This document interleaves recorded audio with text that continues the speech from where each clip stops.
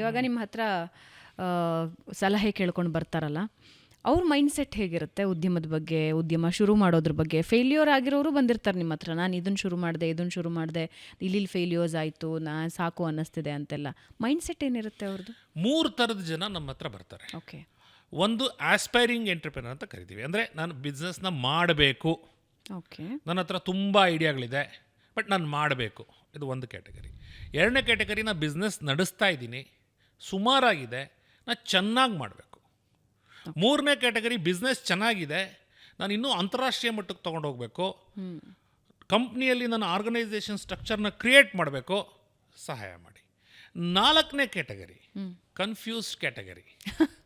Confuse category ಅಂದರೆ ಇದೆಲ್ಲ ಸಾಮಾನ್ಯ ಒಂದು 40ರಿಂದ 45 ವರ್ಷದ ಆಸುಪಾಸಲ್ಲಿರ್ತಾರೆ. 45 ವರ್ಷದ ಆಸುಪಾಸಲ್ಲಿ. ಯಾಕೆ ಆ ಏಜಲ್ಲಿ ಕನ್ಫ್ಯೂಷನ್? ಯಾಕೆ ಅಂತಂದರೆ ಕಂಪ್ನಿಗಳಲ್ಲಿ ಕೆಲಸ ಮಾಡಿರ್ತಾರೆ, ಅವ್ರಿಗೂ ಆ ಕಂಪ್ನಿಗೂ ಸಾಕಾಗಿರುತ್ತೆ, ಇವ್ರಿಗೂ ಸಾಕಾಗಿರುತ್ತೆ, ಇನ್ನೊಂದು ಸ್ವಲ್ಪ ಜನ್ರೇಟ್ ಮಾಡಬೇಕು ರೆವಿನ್ಯೂ ಅಂತ ಮನೆಯಲ್ಲಿ ಒತ್ತಡ ಇರುತ್ತೆ. ಸೊ ಇವ್ರಿಗೇನೆಂದರೆ ಹೊರಗಡೆ ಹೋಗಿ ಬಿಸ್ನೆಸ್ ಮಾಡಬೇಕು, ಕಂಪ್ನಿ ಬಿಡಬಾರ್ದು, ಅಡಕತ್ರಿ. ಆ ಕಡೆಗೆ ಅದನ್ನು. ಸೊ ಈ 4 ಕ್ಯಾಟಗರಿನವರು ಬರ್ತಾರೆ.